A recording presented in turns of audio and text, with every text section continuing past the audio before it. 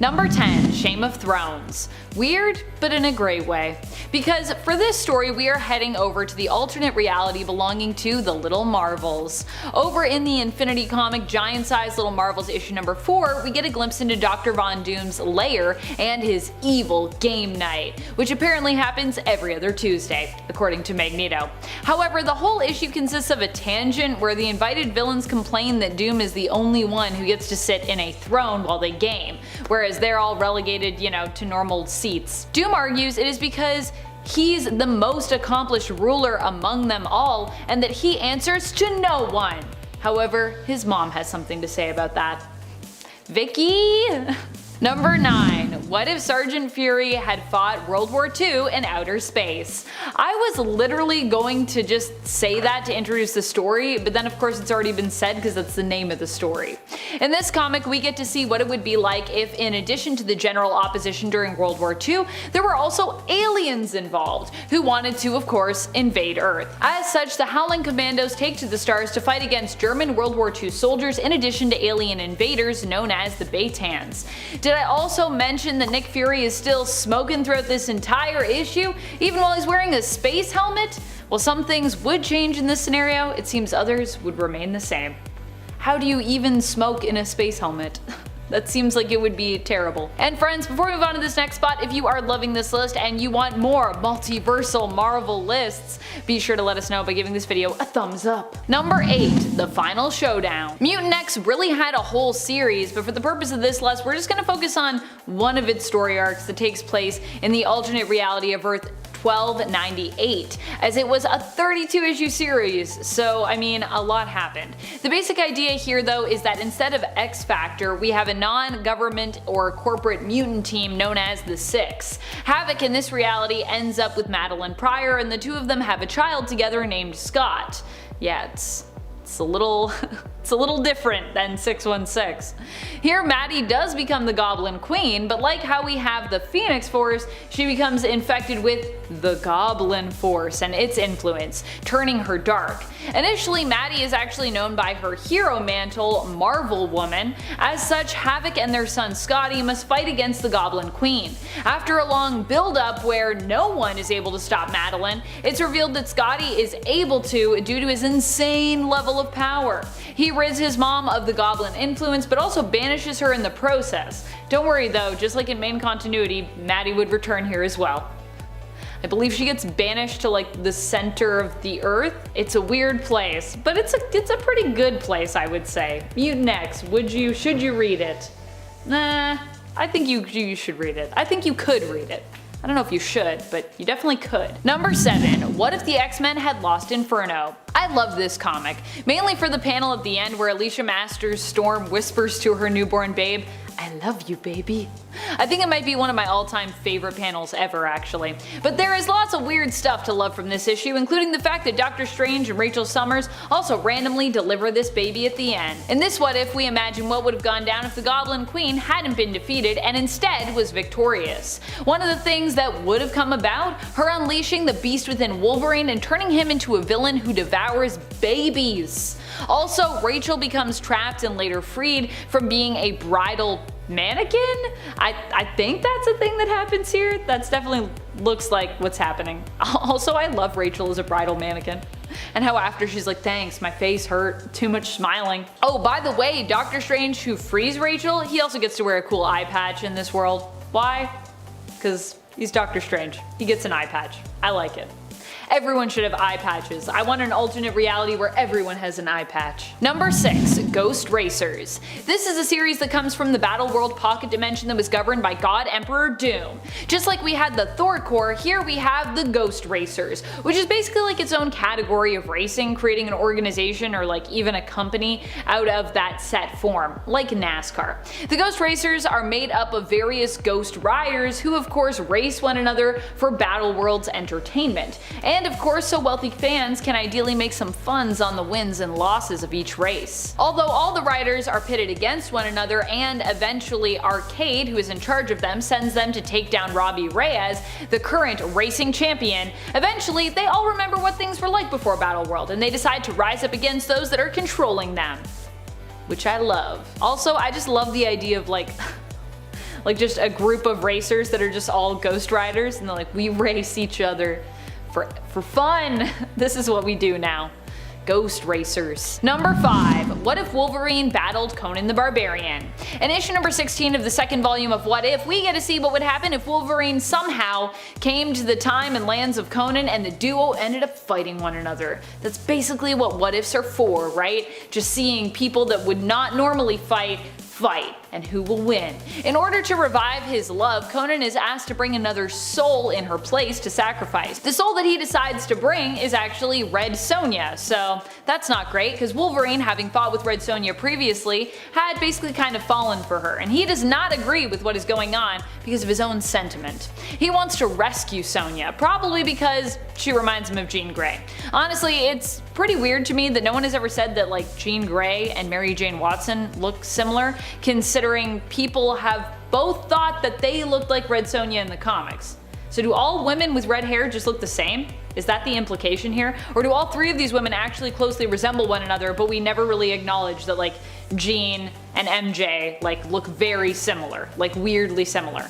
And Red Sonja's in there too. It's like the trifecta of like redheads. In the end, Wolverine takes Conan's hand in a fight that the two have, and the two end up permanently swapping places, with Conan returning to Wolverine's home reality and Wolverine staying in Conan's age. Wolverine finds a happy ending with Sonja. Conan, not so much. He like sees Jean and then she goes full Dark Phoenix, and then that's the end of that. Number 4. Age of Ultron vs. Marvel Zombies. Another even more bizarre story coming at us from God Emperor Doom's Battle World. This comic was all about the world that existed outside, actually, of Doom's Battle World, known as the Deadlands. And if you didn't like living by Doom's rules, well, you certainly wouldn't like this. But this might be where you would end up. Defy Doom, and this could be a place that he put you. Age of Ultron vs. Marvel Zombies explored these Deadlands that were watched over by Annihilus's insect creatures.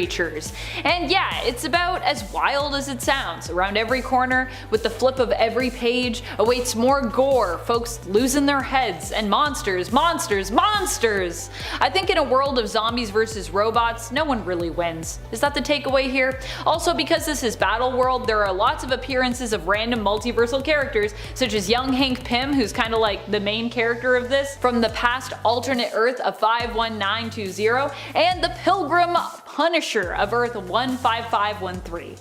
At least he looks like a Pilgrim Punisher. I like that he still has his skull shirt though. So he's like got the hat, he's got the coat, and he's like still got this like very 80s style looking logo and shirt. Number 3. Ruins. Ruins is just the most messed up kind of weird that a multiversal story can be. This comic offers a much darker take on what the world could be like with superpowers. Of course, it is a story by Garth Ennis, so yes, darker is definitely where we're going here.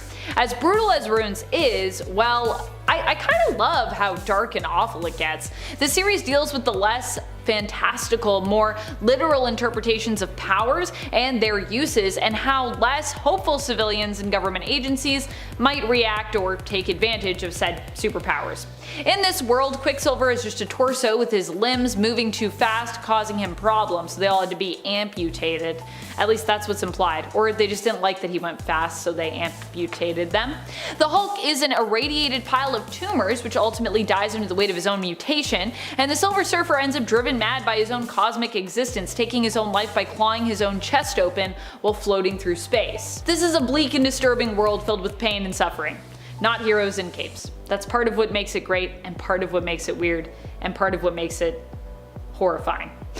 Number 2. What if Conan the Barbarian were stranded in the 20th century? And if you thought Wolverine and Conan fighting was weird, it just gets a whole lot weirder with this issue.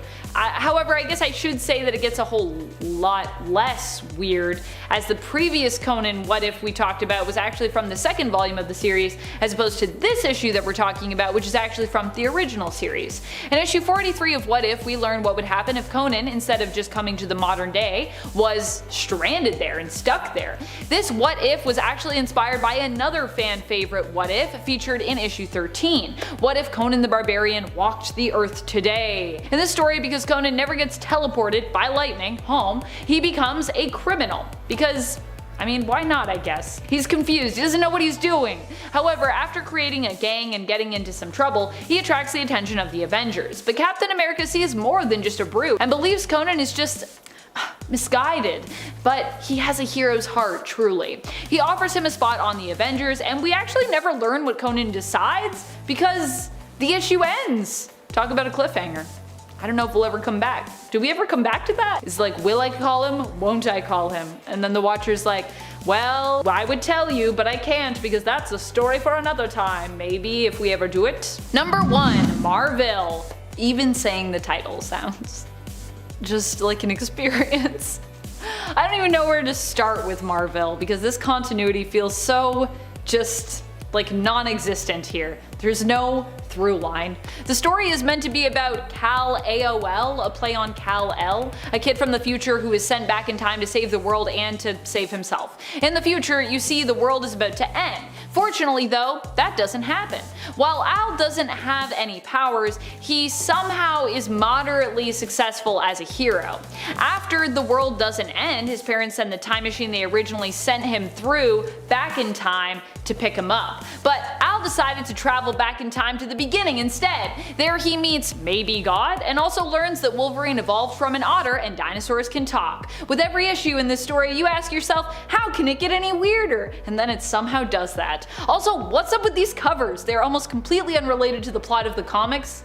I guess sexy ladies sell comics, and so who needs a plot was the thought process with Marvel. At least with the covers. And maybe with the inside of it as well, because I don't really know what the plot is about. Number 10, Undead Brother Voodoo. This version of Brother Voodoo hails from Earth 666, ooh spooky, where he is part of the Undead Avengers team. While still technically a hero, he's also still technically a monster. The Avengers of Earth 666 are all considered members of the Undead, with each of them technically being some kind of monster, some version of Undead, if you will. Jericho Drumm in this universe appears to be some kind of poltergeist-like ghost from his appearance here. I don't know if he's specifically a poltergeist, I just think of him that way because of his glowiness. I don't know, reminds me of the movie Poltergeist. This team, including the ghostly Brother Voodoo, make their first appearance in issue number 33 of the Secret Avengers series, where they tangle with Secret Avengers members Captain Britain and Clint Barton's Hawkeye of Earth 616. Number 9, Groot. Before he was the mainstay lovable space ent in Guardians of the Galaxy with a raccoon-shaped compatriot, Groot was actually an evil, monstrous tree. He first appeared in Tales to Astonish number 13 in 1960. The tagline in the comic itself was, quote, "Where Groot walks, death follows." He was also entirely obscure before being thrust into the pop culture fandom when Marvel decided to turn their C-list team, Guardians of the Galaxy, into a phenomenally massive success. He was originally a throwaway monster, and his original comic, before 2012, was worth $2,868, which isn't small by any means, but after the movies premiered, it was worth $19,000. In the comic, Groot belongs to a species called Floral Colossus, although they're also just called Groots too. During his early life, the Floral Colossi rule over Planet X, and Groot was an outcast amongst his people. He became friends with the inferior species called the Undergrowth, a fungi-like species also on the planet. Groot is eventually forced to flee his homeworld after he kills another Colossus while defending an Undergrowth. Before the movies, Groot also appeared in 2 other comics, one being The Incredible Hulk, where he more so resembles his original appearance rather than the huggable tree we know today. The Hulk comic released in 1976, and then lastly he was in Annihilation Conquest number 6 in 2008. It was the first appearance of Groot as his modern rendition, smaller, skinnier, a bit more approachable than the Godzilla-style tree we knew before. He also joined the Guardians of the Galaxy lineup in this comic alongside Star-Lord, Drax the Destroyer, and Rocket Raccoon. Number 8, Ultimate Hulk. Let's be real, when I think of multiversal monster versions of the Hulk, I often think of Ultimate Hulk of Earth 1610, aka the Ultimate Universe. Here Hulk was less a hero and more just, kind of a brute. In fact, at one point the Ultimates, who are basically this Earth's version of the Avengers, even had to fight against, not with the Hulk. The Hulk would eventually go on to join the Ultimates team, I'll give him that, but let's not forget that he's a cannibalistic beast who also makes some of the most violent threats when he's angry. Even Bruce Banner wasn't as altruistic in this universe, initially hoping to create the next super soldier serum so that he might be able to increase his own strength and power. However, instead he created a Hulk serum which turned him into the Hulk because he was all about testing that serum on himself. It's even implied that during his first transformation that he may have actually caused the death of Mary and Richard Parker, the parents of Spider-Man. Peter Parker, so yeah. Number 7, Marvel Zombies. It's an entire pantheon of characters, from Spider-Man to Hulk to Captain America, but all zombified. The zombie versions of beloved heroes were first introduced in the pages of Ultimate Fantastic Four and became instant hits. In typical Marvel marketing genius, Marvel spun the zombies into their own book written by none other than Robert Kirkman. Robert Kirkman is the same bearded guy behind a television show you might know called The Walking Dead. The comics ran from December 2005 to April 2006. It starts in an alternate Earth called Earth 2149, where an unknown hero crash lands from another dimension. He comes with a, quote, hunger, which infects the Avengers, the X-Men, and the Fantastic Four, along with basically every other major superhero you can think of. It's intense, and the adventures of the zombie heroes usually have more mayhem than most mainstream comics do in their entire run. It's all about damage and impact, and oh boy does Kirkman deliver on that. Peter Parker eats Aunt May. I'm serious, look it up. After an episode of the Disney Plus series called What If Zombies, there were talks of Disney also creating a spin-off series based on and named after the Marvel zombies, so keep an eye out. Number 6, the Yeti. This Yeti is relegated to another universe because of the series it appears in, which was intended to be, good for young readers and children, and which was said to exist outside of the main continuity. This Yeti we are talking about here appears in Spidey Super Stories in issue 16. Oh boy. In this team-up book, we see Spider-Man go on adventures that are more kid-friendly when it comes to reading, ideally therefore serving the purpose of helping kids learn how to read, which is important. The Yeti hails from Earth of 57780, and while he might seem like a monster by the end of the story, Spider-Man, also of Earth 57780, seems to have ascertained that the Yeti really is not a bad guy, but is just homesick. He's just stealing a lot of ice cream. So he attempts to help the Yeti by getting him safely home so he can be cold again. Yay. Number 5, Morbius, the living vampire. It's Morbius' world and we're just living in it. He first appeared in Amazing Spider-Man number 101 in 1971. The story goes, in a desperate attempt to save his own life as he suffers from a rare blood disease, Dr. Mike Morbius turns to a cure that uses vampire bat DNA because of course he does. It mutates him into a half-vampire, half-human monster. It's Morbiclock out there, and Morbius was actually initially kind of a bad guy.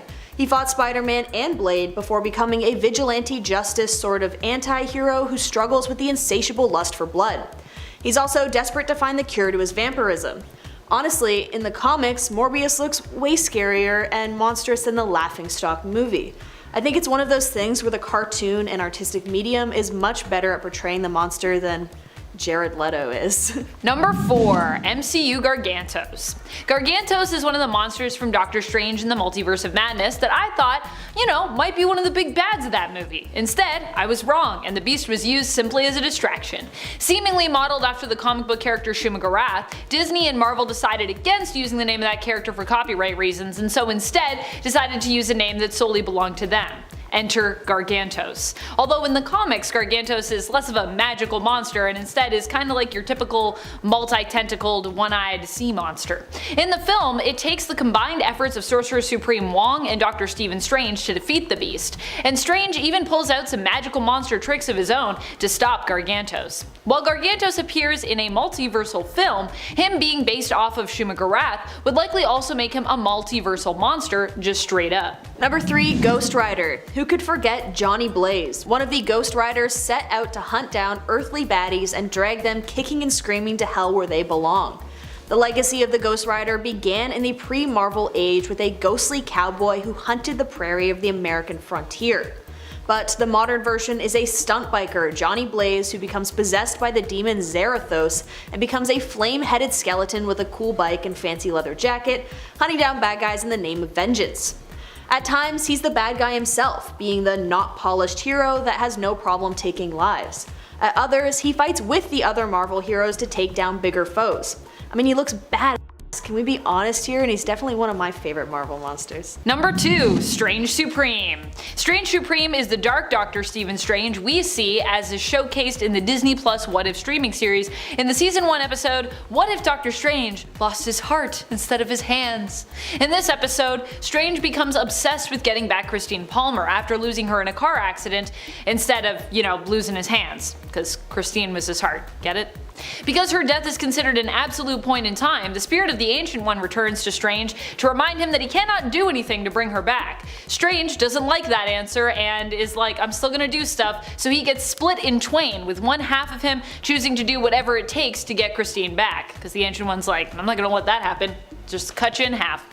This prompts him to turn to the dark arts, absorbing various creatures and monsters from the universe in order to get as much power as is needed to reverse Christine's death. In the end, this Strange of the multiverse becomes more monster than man, defeating his other half by reabsorbing him and breaking the universe to bits when he disregards all warnings and brings Christine back to life anyways once more. Doesn't even work out well because Christine's like, dude, you're like super evil, I'm like not here for this. Number 1, Shuma Gorath. Quote, before all was, I was. Before time was, I waited. I fed on the screaming souls of the universe. I drank the spoiled milk of dead stars. I am the emptiness outside all understanding. I am Shuma Gorath. Is a pretty sweet way to introduce yourself. His character design is next to none as one of the great old ones who first appeared in a 1972 comic called Journey into Mystery Volume 2. This tentacle monster more so looks like a freak of nature than a typical monster. He's the ruler of hundreds of dimensions and comes to the Earth realm millions of years ago along with the other old ones. Around 1 million BC, he was banished from Earth by a time traveler sorcerer named Sea-Sneg. It was witnessed by Doctor Strange, who hoped to defeat the Ancient One so his master didn't have to die, but obviously it never really works out like that. But then Shuma Gorath reappears and becomes the main foe of Doctor Strange. While we can get into his whole villain arc with Doctor Strange, I would prefer to look at the other reality he appeared in with Earth 30847. He became an unlikely savior of Earth, and upon accepting that they thought of him as a hero, he ended up hosting a Japanese game show called the Super Monster Awesome Hour, which honestly, like, vibes. At number 10 is the Punch Dimension. This probably wins the award for the most uncomfortable and painful universe on this list, unless you're Cyclops, in which case it's actually probably the most useful, but still pretty painful, I'd imagine. In fact, the Punch Dimension is where Cyclops gets all of his power from, because instead of him actually generating all his power from within, his eyes are actually known to be doorways to this dimension, which he can summon kinetic energy out of on command. But if anyone else were to travel there, they'd probably die immediately. Honestly, Cyclops probably would too. To think that there's just a dimension out there that consists of pure concentrated kinetic energy and nothing else is definitely bizarre, if not terrifying. At number 9 is Marvel Noir. On Earth 90214, all of the most popular heroes get their own retellings through the lens of the 1920s and 1930s era. And although I think this is a really cool idea, some of the characters that get their own noir makeovers just come off as a bit bizarre. A few of them give me that uncanny feeling where I can't tell whether the steampunk aesthetic is really cool for them or just doesn't work as smoothly as others, like the noir Iron Man or the pirate portrayal of Namor. But overall, we do end up with Spider-Man Noir, who has become a well-known alternate version of the hero, especially after being voiced by Nicolas Cage in the Into the Spider-Verse animated film. Don't get me wrong, I actually think this universe is really cool, but it's also very weird, hence why it's made it onto this list. At number 8, we have the Pocket Universe. This one is definitely a bizarre concept that really puts things into perspective on and off the page. Franklin Richards, son of Reed Richards and the Invisible Woman, has some really powerful abilities, and in one instance in particular, he shows what he's capable of in a really impressive way. The young boy harnesses the dimensions of space, time, and reality to develop his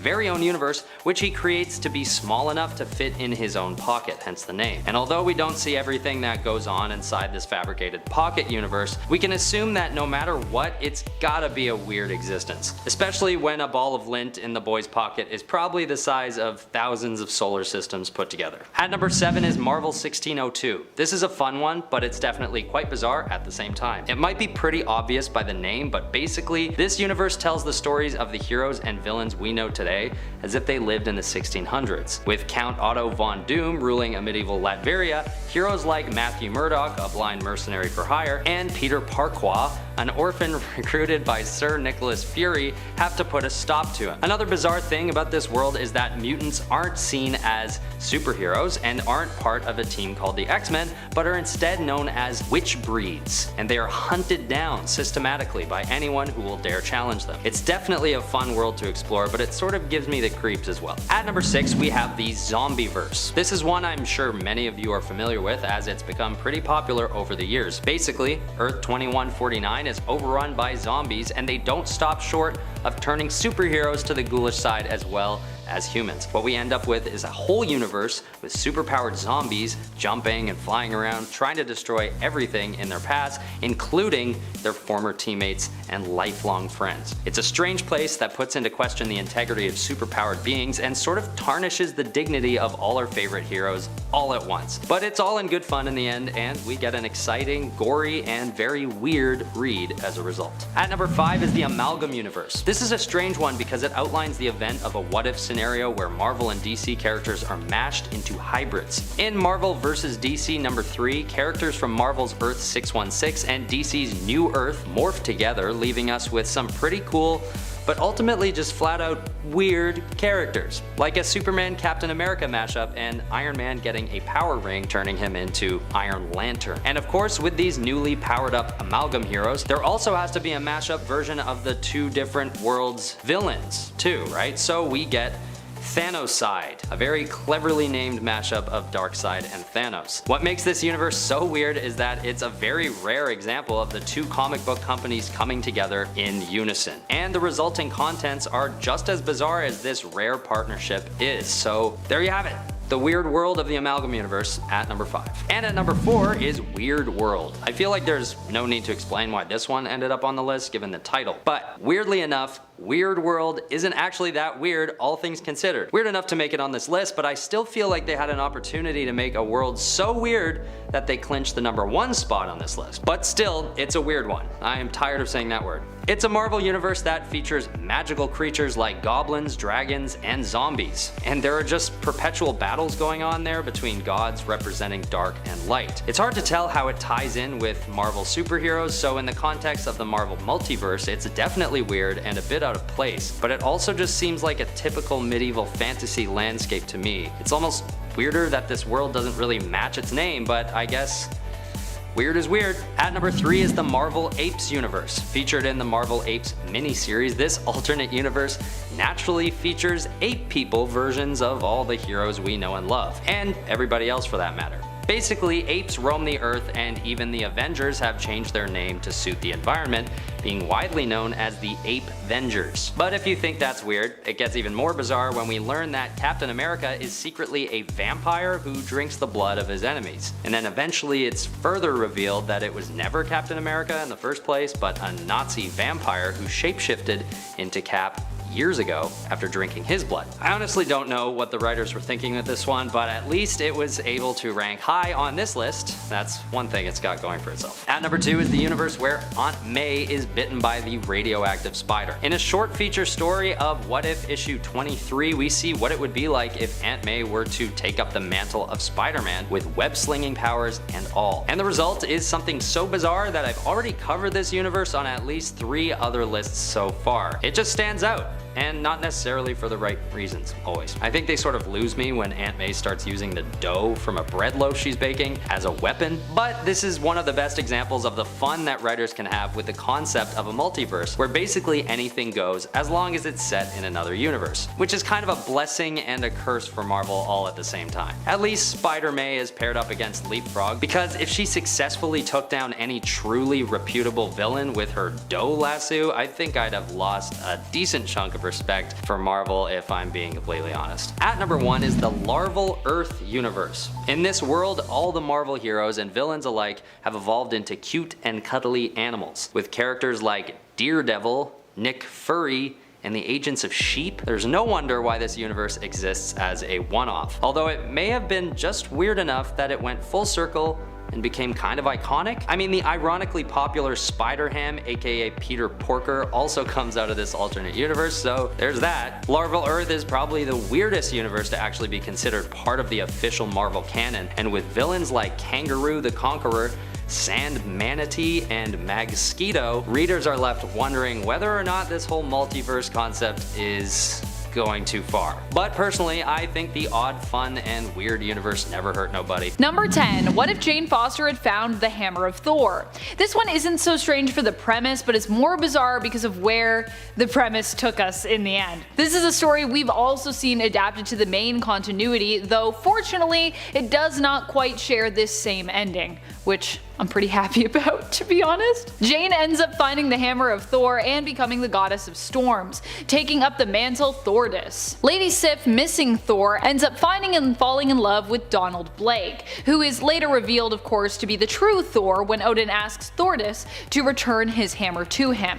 As thanks for her service, however, Odin makes Jane a goddess. However, as Jane was in love with Donald, who is now Thor and is in love with Lady Sif, her heart is broken, and she has to be returned to her mortal self because of this. But Odin has a better solution and proposes to Jane, who agrees, to marry him, and then they all live happily ever after.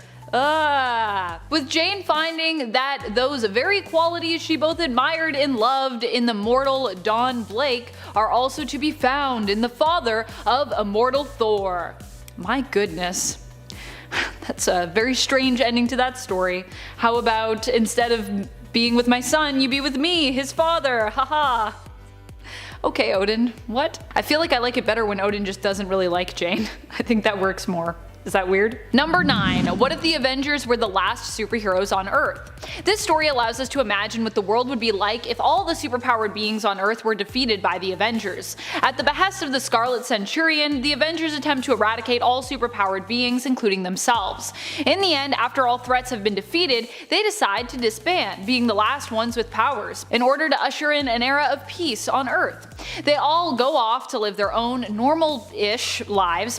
Thor returns to Asgard, Tony returns to being a billionaire playboy in Las Vegas, only to realize that it doesn't really bring him any joy and actually considers entering into politics. And Janet Van Dyne and Hank Pym actually seem to find quite a bit of happiness, going off and getting married and focusing on their time with one another, which is kind of sweet. I guess if they weren't superheroes it would work out pretty well for them. Scarlet Centurion does return to threaten Earth and forces the Avengers to come together one more time, but after defeating him, they once again go their separate ways back into retirement. And they also kind of question, like, if being a superhero is actually a bad thing, because does it create more problems than it solves? Just a quick reminder, if you love these what if lists, I personally love bringing them to you because these stories are amazing. Be sure to show us that love by giving this video a thumbs up, sharing, commenting, subscribing, all the things. Number 8. What if the Gamma Bomb spawned 1,000 Hulks? This story comes to us from volume 2 of the What If series that started back in 1989. In issue 71, we get to imagine a reality where instead of just one Hulk, or the members of the Hulk family plus Hulk, we had 1,000 of them, which I would say is ultimately too many Hulks. In this story, it was the bombing on Hiroshima that resulted in these thousands of Hulks coming into existence, survivors of the attack that were basically mutated, so they became Hulks. In the end, Bruce Banner, aka Hulk, who of course goes on to become the Hulk in the story, must attempt to stand up against this army and attempt to defeat it with the help of some friends. Number 7. What if Betty Brant, instead of Spider-Man, had been bitten by the radioactive spider? This one comes to us from a 3-part story and is simply one story within that. It is from the original What If series volume 1 from 1997, issue number 7.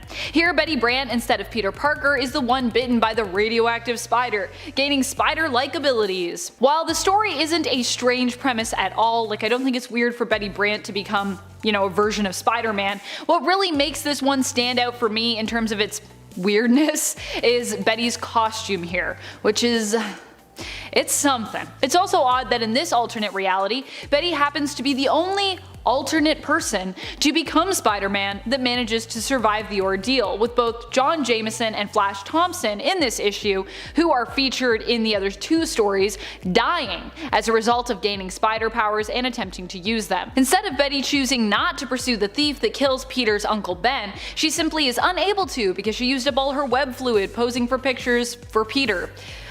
Which is a whole other thing, but also, wait, can't you just go after them anyways? Don't you have superpowers? It doesn't matter that your web fluid is gone. Anyways, she still blames herself for Uncle Ben's death and decides to quit being Spider Lady, which I think is a little harsh. I feel like she wasn't really super responsible for that, but I guess she could have gone after him.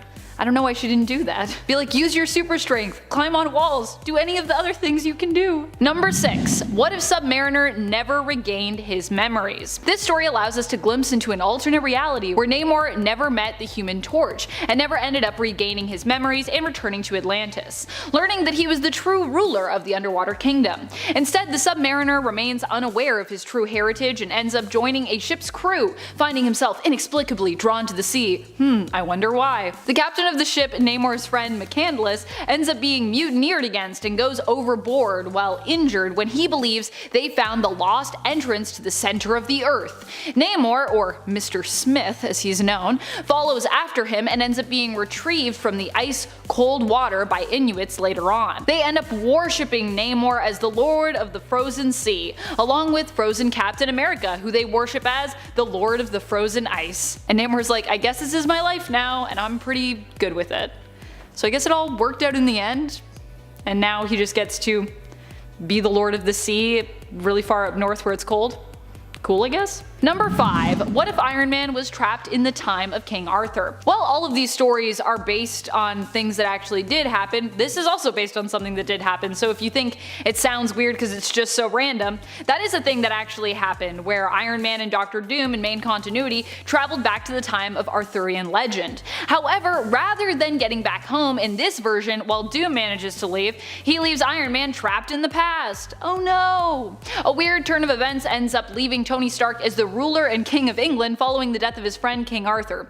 Tony actually proves to be a great king and lives out his days there in the past just as an accomplished and celebrated ruler. I actually wonder what effect that would have had on the present, because I feel like everything would be very different if Tony Stark were the king of England. This all goes down in issue 33 of the 1997 What If series, so you can check that out if you want. Number 4. What if the Fantastic Four had different superpowers? One of them is just being a giant brain. It's true. Actually, overall, these powers feel very Doom Patrol meets X-Men in my opinion. In this alternate story, when subjected to cosmic radiation, the FF get completely different powers than what each member has in main continuity. Johnny becomes a robot, Ben gets dragon-like wings, Reed is just a disembodied brain, admittedly not a very great power, and Sue ends up with the least original powers, getting Reed's old powers instead, the ability to stretch her body like Taffy or Silly Putty. Really, I feel like Sue always gets sort of like the worst part of these stories whenever she's in a What If. Hers are always so like quick or just so kinda lame, and I'm like, dang, why doesn't Invisible Woman get some cool stuff? I think she was still Invisible Girl at this time though, maybe that's why. Number 3. What if Aunt May instead of her nephew Peter had been bitten by that radioactive spider? This story reimagines what would have happened if once again it was not Peter Parker who received the fateful radioactive spider bite, but instead was his elderly Aunt May. This is from a humor issue, so you know it's gonna be weird and you know it's gonna be great. And it is. Aunt May here ends up getting bit after realizing that Peter had left his lunch at home on the day he and his class were meant to visit the exhibit at the Science Institute. And if you're like, Amanda, it's not called the Science Institute. Seriously, if you go to this issue, that is what is written on the building in the Science Institute. Of what? We don't know. She successfully delivers the forgotten lunch to Peter, cottage cheese and mashed string beans, but ends up feeling unwell on her way home, and finds that she has developed superpowers. She makes her own costume, becoming Spider-Man, and ends up facing off in this story with the ridiculous villain, Leapfrog. Because that's just how it goes. Number 2. What if the Fantastic Four all had the stretching powers of Mr. Fantastic? Oh boy, I love this issue because we get 4 stories where we get to imagine what it would be like if multiple members of the FF shared basically the same powers. And in the one where they all get stretching powers, they just never end up becoming the Fantastic Four because their collective power is just considered, well, kinda lame. Sue in fact insists that they never let anyone know of their powers because she feels like, and I quote, a freak. Both Sue and Ben feel as though the stretching powers are ridiculous, monstrous, ugly, and dumb, while Reed and Johnny actually think they're pretty neat and even could be useful. Still, Sue and Ben's way of thinking wins out, so the Fantastic Four never become a superhero team. The end. Number 1. What if Thanos had changed Galactus into a human being? I really love this What If story personally. It comes to us from, once again, one of the humor issues of What If, so you know it's gonna be a riot. In this story, Thanos turns Galactus into a human being in order to defeat him, and Galactus ends up on Earth with no memory of who he was or is. He does, however, happen to look a lot like Elvis Presley, and even sings and plays like him too. He meets a woman named Gertrude who introduces him to the works of Presley, and Galactus is basically convinced that he must indeed be like an amnesiac version of Elvis Presley, returned from the dead. He goes on to have a successful music career, and when his memories are later restored by Adam Warlock, who also offers to return his power to him, he actually decides instead to stay on Earth and live out his life here as Elvis with Gertrude and her son Toby. Which, I mean, fair enough, that sounds like a pretty good life. Number 10. Hyperion. Hyperion is basically Marvel's first ever answer to DC's Superman. There are a few different versions of Hyperion from across the Marvel comics, but as a brief summary, originally he was from Earth 712. He was the last surviving member of the Eternals, and he comes to Earth and is raised by a family called the Miltons. He takes the name Marcus Milton. Eventually he moves to Cosmopolis, becomes a newspaper cartoonist, and joins the Squadron Supreme. Yes, he is basically Superman. There's a story where he does battle with an evil clone version of himself created by the Grand Master. There is also a King Hyperion who basically destroys all the most powerful beings in the universe and takes over the Earth. That's obviously a villain, but it just shows how astronomically powerful this hero can be. The version of Hyperion who has most recently shown up is the Hyperion from Earth 13034. His Earth was destroyed by an incursion and he's pulled to 616. But what are his powers? Well, he is strong enough to hold two colliding universes apart for a short period of time, so there's that. He has super speed, durability, and stamina. He can fly, he has X-ray vision, heat vision, super intellect. I promise this isn't a list of Superman's powers. Number 9. Cosmic Iron Man. Tony Stark as a god with his great sense of humor should be fantastic, but it's honestly a little scary. After Iron Man is imbued with the power cosmic, he becomes the Iron God, and one of the first things he does is do battle with the also power cosmic powered Korvac. These two are literally throwing moons and planets at each other during their fight. That is, until Iron God transports Korvac to a destroyed universe and fights him until the cosmic entities show up and take Korvac away, leaving Tony to see what he does next. Iron God's goal is to make the world into a paradise, to fix all of its problems. He knows that his past attempts to do this haven't gone too well and that the other heroes will likely try to stop him. But he can use the power cosmic to do whatever he wants, and since all of his ideas for helping the world were trapped in his mind, he shares his intellect and ideas with the entire population of New York, just to start. This plays out in some interesting ways. A couple stops arguing and begins thinking logically, for one. A kid at a baseball game starts talking about background radiation, and the villain Big Wheel decides to solve traffic issues using quantum mechanics. The only problem is that Tony isn't exactly the kind of guy to fully think things through or consult with others before he does things, and that also transferred to other people. Number 8. Rune King Thor. Thor is an incredibly powerful character who has been around forever, as I'm sure everyone knows. But after Odin passed away, Thor became the king of Asgard, and he sucked. He did a lot of un-king-like things. But to fix all that, he uses time travel to go back and just reverse it all. But now Loki has orchestrated a whole thing, resurrecting Surtur and Ragnarok, creating new hammers and attacking Asgard, ending the lives of many significant Asgardians and just being a real pain in the bum. Thor is visited by the personification of the Odin Force in the form of a little kid who tells Thor he needs to gain wisdom. So to do that, Thor follows after his late father and goes to the Well of Mimir, sacrificing both of his eyes and drinking from the well in order to gain the knowledge that Ragnarok is an endless cycle. He then goes to Yggdrasil, the World Tree, and hangs himself there until he actually passes away. Doing this imbues him with rune magic, which gives him knowledge of the future and the past and the ability to control the present. And he's saved by Odin's spirit before his soul can be claimed by Hela. He returns to Earth with both the Odin Force and this new rune magic. Using these forces, he is able to erase the man god from existence with a single touch. That's one of the most powerful beings in the multiverse that even Odin was afraid of. He defeats all the forces of Loki, including Loki himself. He recreates his hammer and uses it to literally destroy reality with a single swing. Number 7. Hercules during Chaos War. Hercules is an incredibly powerful Olympian who is on par with, if not stronger than, Thor. But one of his most powerful moments was during the events of Chaos War when the Chaos King attacked. Amadeus Cho becomes a god, but he's mortal and cannot handle it, so he transfers the power to Hercules. Now with this power, Hercules leads a team against the Chaos King. He's able to fly, teleport, and release energy from his hands and eyes. His strength was amped up to incredible levels. His footsteps created shockwaves, and he was even able to come out on top in a confrontation with the Council of Godheads, which is basically a group made up of the chief deities of all the different pantheons. He could summon Galactus and Eternity against their will and defeated a Chaos King Zeus who just defeated Galactus with a single punch. He could give others power too, giving all the heroes the power of flight. He could grow to the size of a planet to fight the Chaos King with his fists, eventually defeating him. But to close out the story, Hercules uses his power to undo all the crazy stuff that the Chaos King did, and he became mortal again.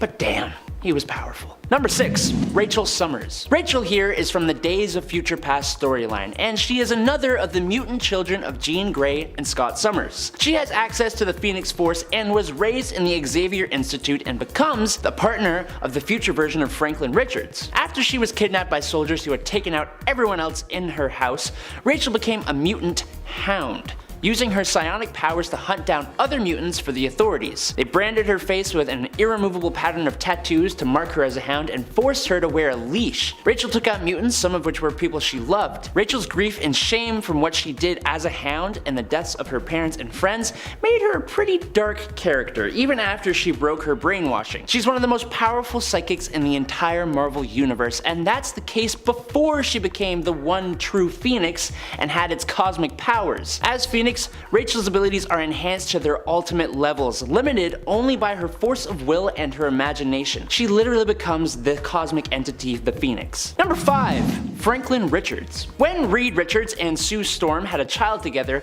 a whole bunch of cosmic tomfoolery went on, resulting in Franklin Richards, the baby, being born with powers to alter matter on a universal scale.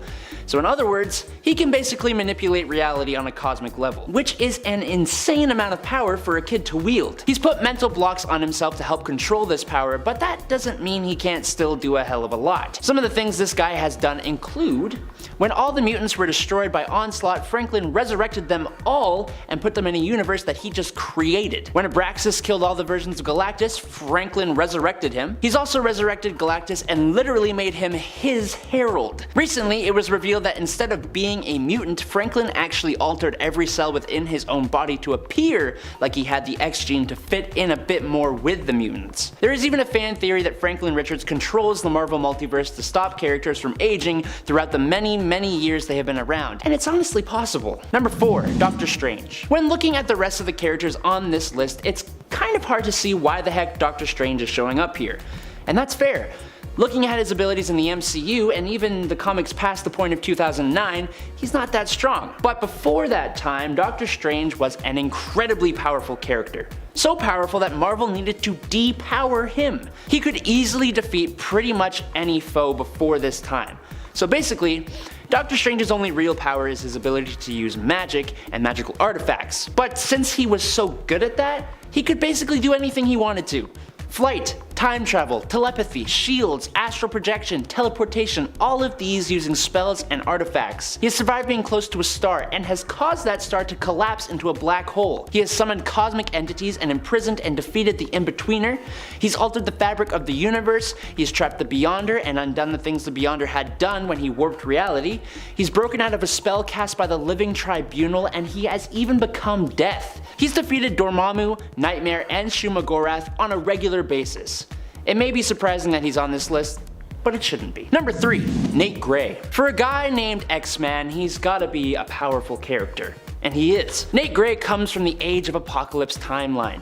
He was created by Mr. Sinister using the DNA of both Scott Summers, Cyclops, and Jean Grey. There are a few characters who are a child of these two mutants, namely, there's Cable. Now Cable has huge psionic abilities, but because of being infected by the techno-organic virus, almost all of his energy goes towards keeping himself alive. Nate Grey is basically Cable, but without that limitation. When he first came into the 616 reality, he was able to hide himself from Cerebro, which is supposed to be impossible. He is described as being on the same level of Jean Grey harnessing the Phoenix Force, which is one of the greatest threats the X-Men and the world has ever faced, and he is described as an Omega level living god. He can read the minds of others, he can sense the emotions and histories left on objects, he can detect rifts in space and time, he can move into the astral plane where he can see the future, and after he had a bit of practice, he could even increase the power of other mutants. He has cured cancer, destroyed cities on the other side of the Earth during a nightmare, manipulated matter to a cosmic scale, and traveled through space and time.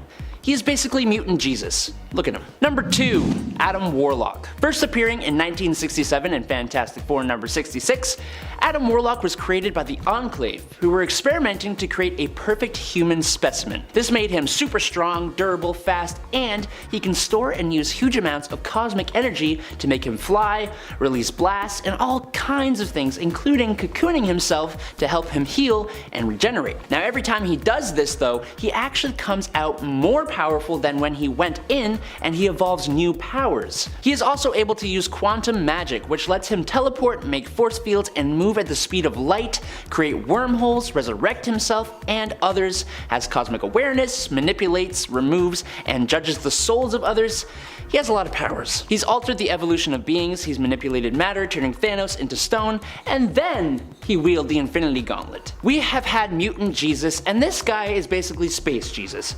And one of his biggest feats is completely embarrassing the hell out of Mephisto, Marvel's most powerful demon, in his own realm. He has accidentally destroyed the entire universe, including all cosmic entities except the one above all who had to fix it all. He does have an evil persona of himself though, called Magus, but we've gone too far, so I can't wait for Disney to completely depower him to make him incredibly lame and boring in the MCU. Number 1. Cosmic Comic Spider-Man. Sometimes Marvel will make a joke character or scenario and it ends up creating a character more powerful than any other character possibly ever. In How to Read Comics the Marvel Way, issues 1-4, the comic itself becomes a character, and it starts off trying to teach the reader how exactly to read comics properly. The comic follows Spider-Man in a conflict with Mysterio, who found the Cosmic Comic, the same one speaking to us, in the basement of the Natural History Museum. It allowed Mysterio to freeze Spider-Man in time in a comic panel, turn inanimate objects to life, and increase his size. Once Spider-Man gets his spider sense back, he realizes the Cosmic Comic is influencing events,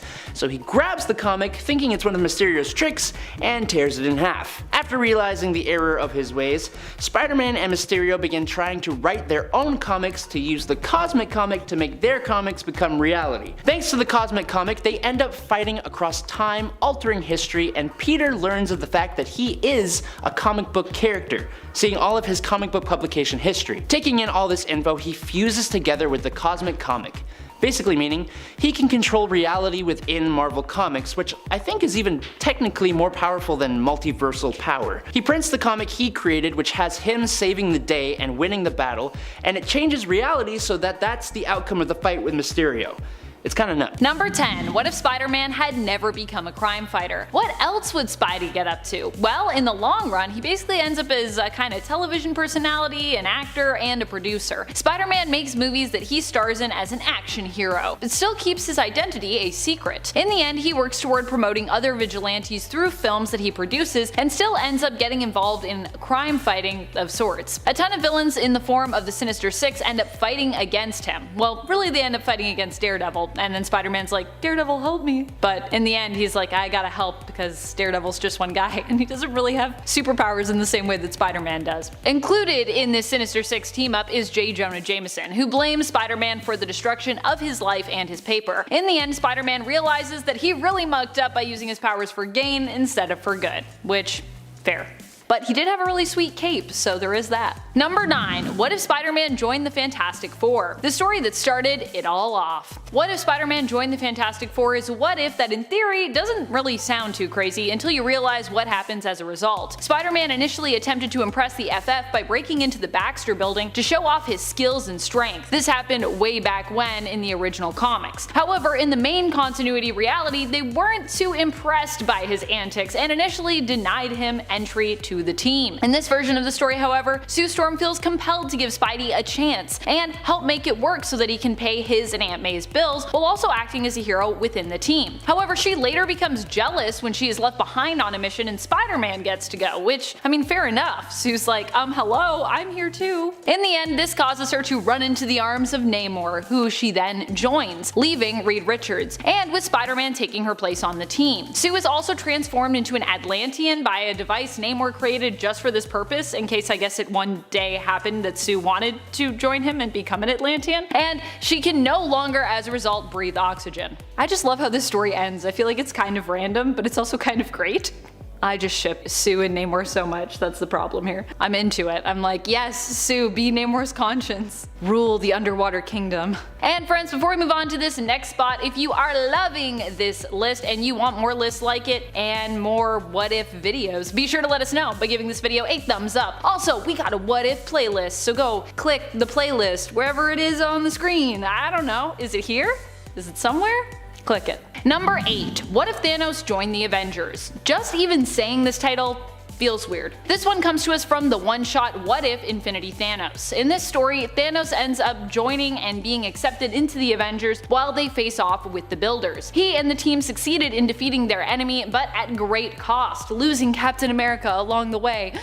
In a shocking twist of events, even more shocking than Thanos becoming an Avenger in my opinion, he also ends up taking up Cap's shield after he dies in battle, and almost seems to mourn his loss? It's a weird one, but if you want to see Thanos rub shoulders with Thor and Captain Marvel, then this is definitely the story for you. Number 7. What if you were Spider-Man? This is one of those very short stories that is summed up within basically a page, or in this case, 2 pages. 2 panels. Here, the what if question posed is what if you, yourself, were Spider-Man? I mean, if I were Spider-Man, I would probably carry my partner a little more securely while swinging around town, and I'd try to be a little kinder to myself when it came to all the self-guilt and blame that we usually see Spider-Man feeling over all of his failings. I'd definitely be doing weekly therapy sessions if I were Spider-Man. But don't think too hard about what you do differently or the same as Peter Parker, because the end to this what if is pretty hilarious and dark all at once. Because you are then greeted with a panel featuring a tombstone that says, "Here lies Spider-Man," where there is also a little space for you to fill in your name, and a bunch of villains surrounding it. Because of course, none of us average Joes could make it as Spidey. Har har. But also, it's probably true. I don't think I could actually make it as Spidey. Although we would have powers, right? I guess if we didn't have powers, we'd really be screwed though.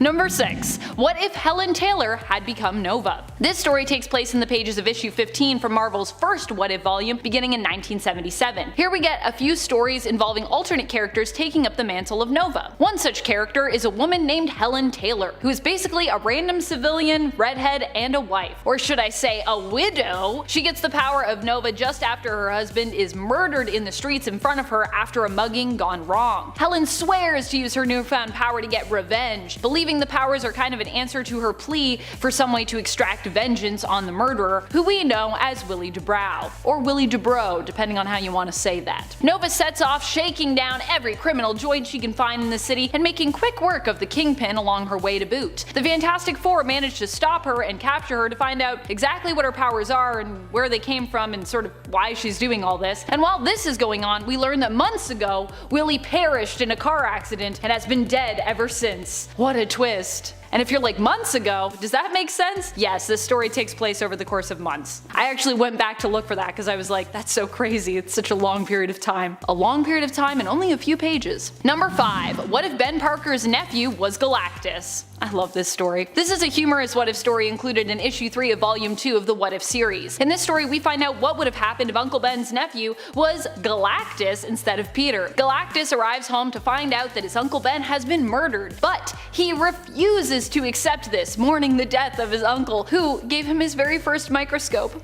Oh no. With a mere thought, he vaporizes his uncle's murderer, reducing him to protoplasmic slime. Then he uses the power cosmic to restore his uncle to full health, even giving him powers and turning him into a Silver Surfer version of himself. Silver Uncle Ben? The story has a happy ending, with Aunt May satiating her nephew's hunger with a very hefty helping of wheat cakes. Oh, it's so great. It's so wholesome. Number 4. What if Wolverine had lived during the age of Conan the Barbarian? Or more specifically, what if Wolverine had fallen through a portal and ended up in the age of Conan the Barbarian and then lived on there?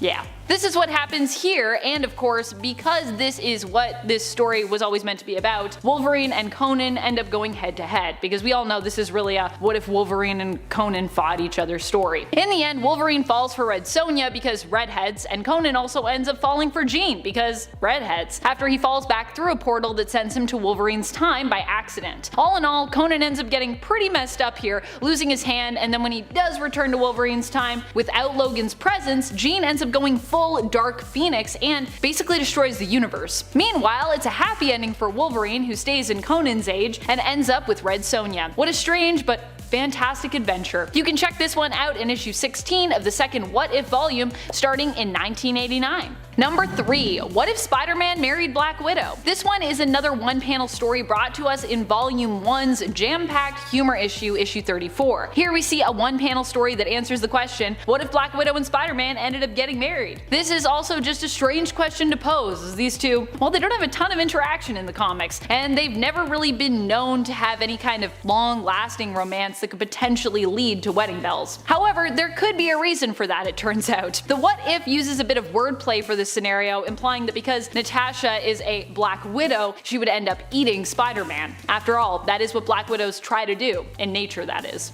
I don't know if Black Widow could actually catch Spider-Man in the comics. I feel like he might be a little too fast, and he's also got a spidey sense, but whatever, it's just a fun what if story, so taking it way too seriously. Number 2. What if the original Marvel bullpen had become the Fantastic Four? In this what if, we get to imagine what it would be like if the original Marvel bullpen had become the FF in real life, each being given their own superpowers matching the actual Fantastic Four team. Stan Lee as such becomes Mr. Fantastic, Flo Steinberg becomes Invisible Woman, or Invisible Girl as she was still known then, Sol Brodsky becomes the Human Torch, and Jack Kirby becomes the ever-loving Thing. The story is crazy over the top, and it doesn't seem to paint any of them in too kind of a light, to be honest, with the staff being transformed by a mysterious device delivered to the office, sent courtesy of the S people. But who are the S people? They end up becoming even more famous than their comic book counterparts, the original Fantastic Four, and eventually ask Prince Namor for help. They don't get turned back into their normal selves, but they do uncover the mystery of who the S people are. Any guesses? S, it turns out, stands for Skrull. Surprise. I mean, I was kind of surprised by that, because I was like, what starts with an S? And for some reason, Skrull did not come to my mind. Not reading a lot of Skrull stuff lately, obviously. Number 1. What if you were the Red Skull? I get the idea of what if you were Spider-Man, but what if you were the Red Skull? I mean, out of all the villains to pick, that is certainly a weird one to include here, Marvel. I did not see that coming. This story is also featured in issue 34 of the 1989 volume of What If, right under Spider-Man. Now, I see what they were trying to do, give you the option of a what if you were a hero or what if you were a villain, because, you know, that seems kind of fair. But I mean, given Red Skull's history, it just seems like a weird one to include, when you could have picked, I don't know, a bunch of any other villains that exist that people might want to be more. Like, what about Doctor Doom or Green Goblin, which would make sense with Spidey, or even sometimes villain, sometimes hero, all-time thief, Black Cat. I mean, I would want to be Black Cat. Wouldn't you want to be Black Cat? She's so cool. Professor X as Juggernaut. In What If number 13, the question is posed, what if Professor X had become the Juggernaut? And the answer is, it would make Ben Ball feel uncomfortable. This mashup is maybe a little tough to justify for this list since it's about superheroes, and in this story Professor X, or not, does enlist all of the mutants to take over the world, but it's still Professor X in there somewhere, and it's arguable that he may have been turned from good to evil by the influence of the Sidorak gem. I just had to put this strange character on the list because I think it's such a weird combination to even consider, let alone craft a whole issue around. Look at him. Chonky, fully mobile Professor X. When he puts the helmet on, things are less weird though, but it's still one for the list. Number 9. Wolverine. Wolverwimp is an alternate version of Wolverine who, instead of having an adamantium skeleton, has a styrofoam one. He appears in one of the joke covers included in issue 100 of What If.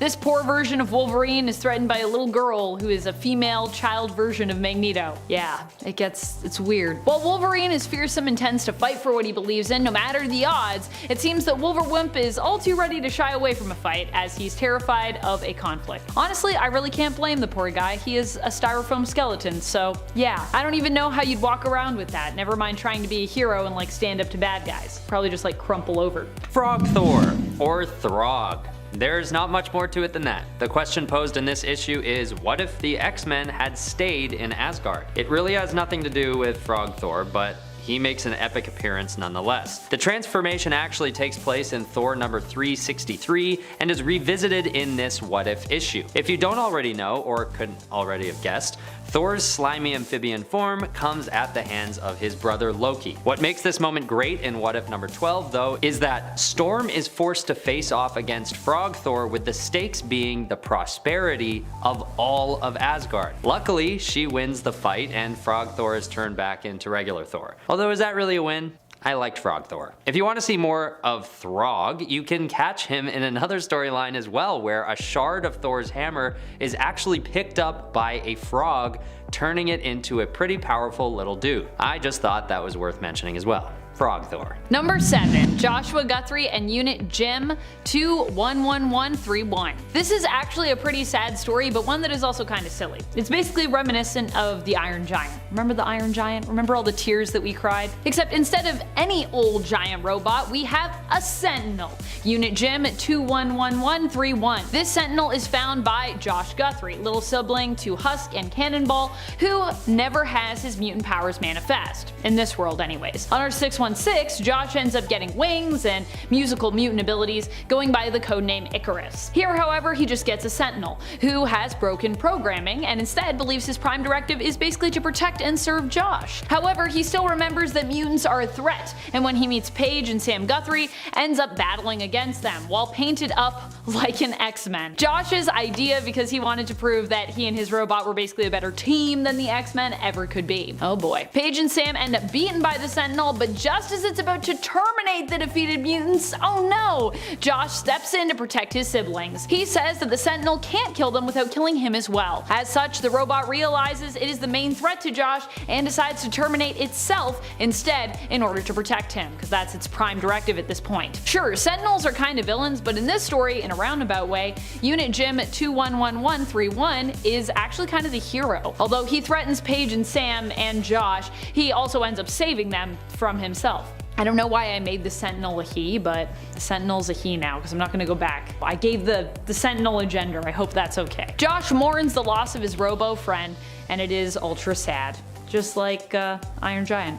Thanos Captain America. In What If Infinity Thanos, the question is posed, what if Thanos joined the Avengers? And the result is this really strange depiction of Thanos wearing a Captain America suit. What goes on in this storyline is that Thanos joins up with the Avengers to fight the Builders, and he doesn't even try to take over the world, or try and kill half the population, or anything like that. That is until Captain America is killed and Thanos takes over for him. Because then he decides it's time to start taking over stuff again. After he helps the Avengers destroy the Builders with a swift battle, he goes back to his classic Thanos self and makes it his duty to take on Cap's old position as leader, and then quickly makes it his duty as well to lead the Avengers and the rest of the heroes of Earth into war with the rest of the universe. So yeah, he doesn't take over Earth, but he seems to be ready to help them take over other worlds alongside him. Fair compromise? I guess so. Either way, the cover of this issue just feels so weird, and I felt that Captain America Thanos needed to make an appearance on this list. Number 5. Actual Black Widow. Black Widow in issue 34 of What If gets her own little mini comic taking up a third of a page. It's really kind of like just a panel. It answers the question, what if Spider-Man had married the Black Widow? Well, it wouldn't end well apparently. The joke is based on what Black Widows are known to do to their mates in nature. Female Black Widows, that is. In nature, they eat their mates, hence why in this comic Spider-Man doesn't fare too well. well. The implication is that Black Widow actually eats Peter here. We see her picking her teeth, looking quite content and burping, while behind her Spider-Man's suit looks pretty deflated with bones poking out of it and littered around it. So yeah. You. Yes, you. In this issue of What If, the question is posed, what if you were Spider-Man? They start with a panel of Spider-Man swinging Mary Jane to safety, and they even encourage you to paste a picture of your own face over Spider-Man's to make it even more immersive. But moving forward, this issue doesn't really take much time to explore that question before absolutely roasting you beyond words. The very next panel shows a big group of all of Spider-Man's villains standing in a graveyard, pointing and laughing at a gravestone that reads, "Here lies, fill in your name here," and in big bold letters says, "You'd be dead, you're no superhero." So mean, but also very funny. I thought this was a great one to include because as much as Marvel is known for their meta commentary, this is just on a whole different level. Number 3, Galen. Galactus may be better known as a villain in the Marvel Universe, the main Marvel Universe, or at least a powerful antagonist if you will, but in the What If reality of Earth 92201, he's actually better known for being a sort of everyday hero, if you will. When Galen as Galactus ends up in battle against Thanos, who wields the Infinity Gauntlet, he ends up defeated, being transformed into an amnesiac human left on planet Earth. When found, it just so happens that Galen's voice and appearance greatly resembled that of a young Elvis. People believed he was Elvis returned, positing that Elvis never really died. Galen even ends up believing he is Elvis and finds happiness on Earth with a woman named Gertrude and her son Tony. Warlock finds Galen and offers to turn him back into his form of Galactus, but Galen is actually so happy he chooses to remain on Earth and continue living as Earth's Elvis replacement, basically. It's a great story. Stan Lee and the original Marvel bullpen as the Fantastic Four. Naturally, this issue poses the question, what if the original Marvel bullpen had become the Fantastic Four? And what we see is a version of Mr. Fantastic with the likeness of Stan Lee, which is just so fun and bizarre. Jack Kirby, Flo Steinberg, and Saul Brodsky also appear as the other three, and they have themselves a fun, very original adventure as the popular titular heroes. Unfortunately, this issue apparently has some pretty sexist overtones, mostly aimed at Steinberg, which makes the Marvel creators come off as sort of unlikable, especially by today's standards. But regardless, it's a lot of fun to see the people behind the scenes of many of our favorite comics in the forefront of this unique issue of What If. Number 1, Sheep Boy. When it comes to characters that really stick out to me in the world of Marvel What If, I gotta say a lot of them come from the funny little bits of the comics that aren't even full issues. Because come on, they're so wonderfully ridiculous. One such example at one such point, I guess, is the notorious Sheep Boy. Sheep Boy made his first appearance in What If issue 100. He was created by Jim Chung and is the reimagined version of Spider-Man. Basically, what if Peter Parker had been bit by a radioactive sheep instead? What would we get? Sheep Boy, which would really make for an interesting clone saga when it comes to figuring out the cloning process. Because, aren't we all about sheeps when it comes to cloning? Actually, I think that through cloning sheep, we actually learned that cloning humans would be ill-advised. So maybe there'd be no more clones in the Marvel Universe if it started with sheep. No more clone sagas after that. I don't know if that would be good or bad. Depends on how much you like or dislike clones, I guess.